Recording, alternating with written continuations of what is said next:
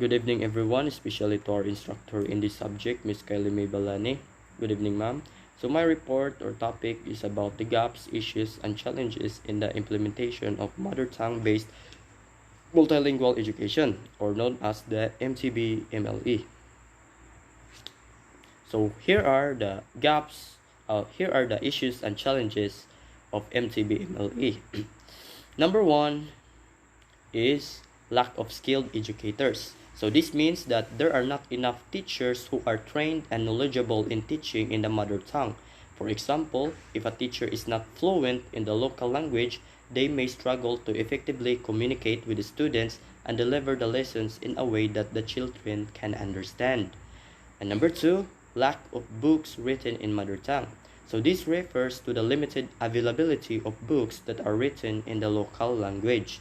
Without enough reading materials in the mother tongue, it becomes challenging for students to practice their reading skills and expand their vocabulary. So for instance, if a child wants to read a storybook in their mother tongue, but there are no books available, it becomes difficult for them to learn and enjoy reading. The third one is unfamiliarity of terms used in books. So sometimes the words or terms used in the books written in the mother tongue are unfamiliar to the students.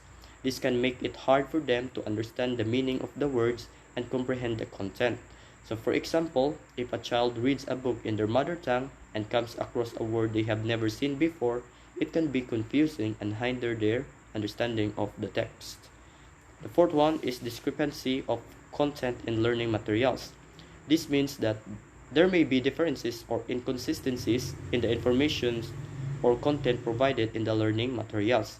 For instance, if different books or resources teach conflicting information about a certain topic, it can be confusing for students and make it difficult for them to grasp the subject matter.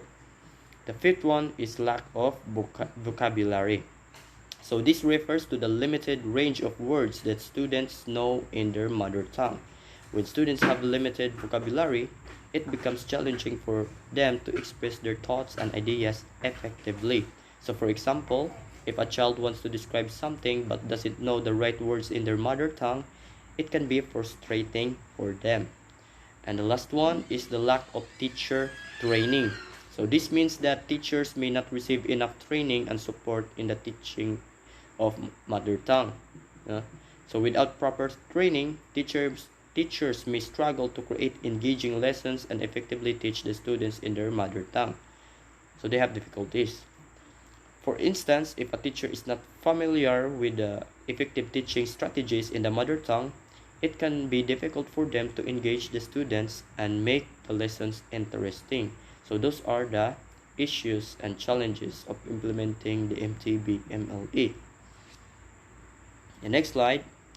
There are four major findings in the paper's discussion of the language in education policy, exemplified in the policy implementation of MTB-MLE and Philippine basic education within the K-12 system.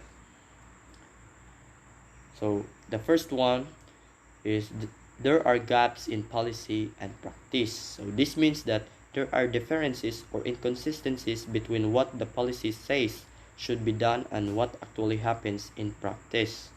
So for example, the policy may state that all schools should have mother tongue based education, but in reality, some schools may not have the necessary resources or trained teachers to implement it effectively. So this creates a gap between what is expected and what is actually happening in schools. The second one, there are flaws in the policy itself. So this refers to weaknesses or problems within the language in education policy. For instance, the policy may not provide clear guidelines or instructions on how to implement mother tongue-based education effectively. So this can lead to confusion and difficulties in carrying out the policy in a way that benefits students. So an example for this is an example of a flaw could be if the policy does not specify which specific languages should be used for mother tongue based education, which can create ambiguity and inconsistencies. The third one is there is interference from unauthorized state agencies in both policy and implementation. So this means that there are unauthorized government organizations or bodies that are getting involved in both the policy making and implementation processes. So these unauthorized agencies may not have the proper authority or expertise to make decisions or provide support in language in education policies. So their interference can disrupt the smooth implementation of MTB-MLE. For example, if a non-governmental organization starts making decisions about which languages should be used in mother tongue-based education without proper authorization, it can create confusion and conflicts in policy implementation.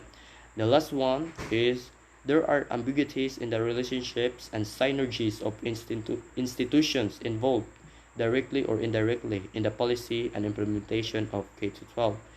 So this refers to uncertainties or unclear connections between different institutions involved in the language in education policy and its implementation with the K-12 system. So it means that the roles and responsibilities of various organizations may not be well defined or coordinated, so which can lead to confusion and inefficiencies. For instance, there may be confusion about which institution is responsible for providing teacher training in mother tongue-based education, resulting in a lack of consistent and effective training for teachers. So those are the gaps, issues, and challenges in implementing MTB-MLE. So overall, these major findings highlight the gaps, flaws in the implementation of the MTB-MLE in the Philippines. So that's all about my report, guys. Thank you.